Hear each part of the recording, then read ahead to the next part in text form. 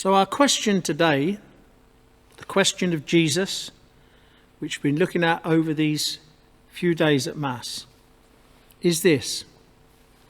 When they had finished breakfast, Jesus said to Simon Peter, "Simon, son of John, do you love me more than these?"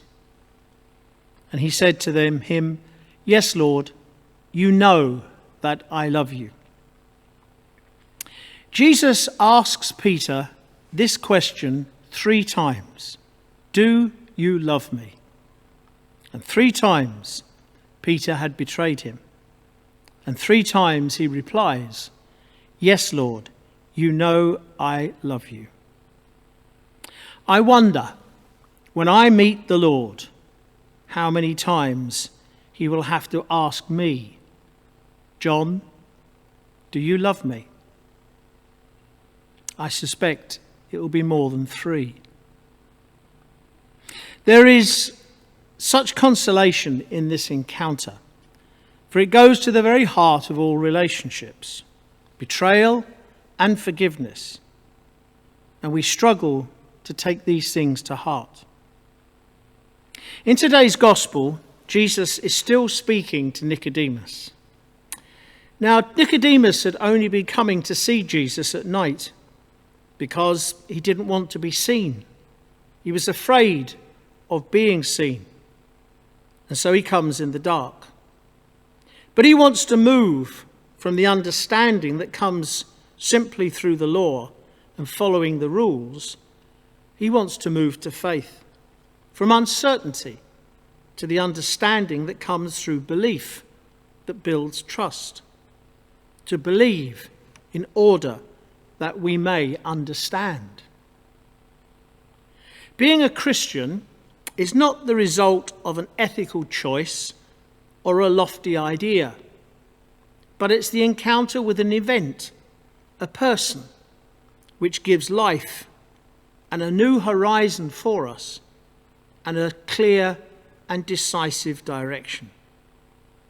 Jesus asks us directly.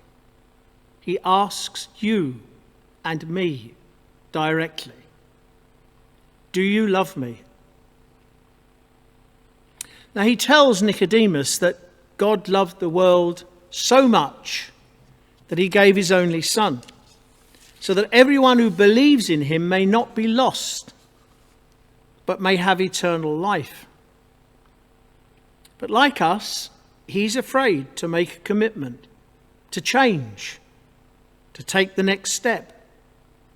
Like yesterday's poem where we reflected, and it said, "We are afraid lest having him, I must have naught else beside."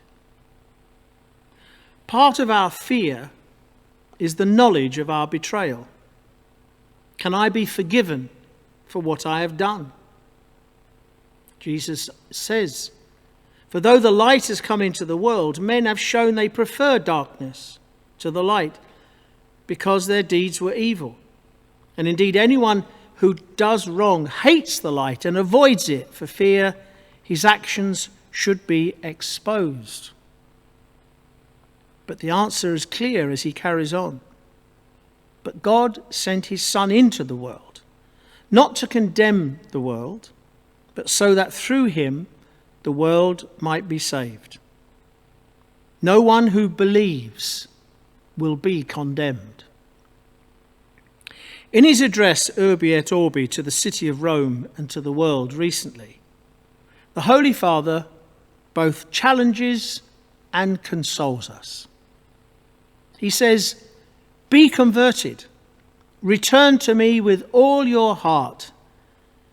You are calling on us to seize this time of trial as a time of choosing. It's not the time of your judgment, but of our judgment. A time to choose what matters and what passes away. A time to separate what is necessary from what is not. It's a time to get our lives back on track with you, Lord, and with others. So let us live by the truth, and come out into the light, so that it may be plainly seen that what I do is done in God. Nicodemus had been shaken by Jesus' mysterious power. His wonderful teaching had struck home.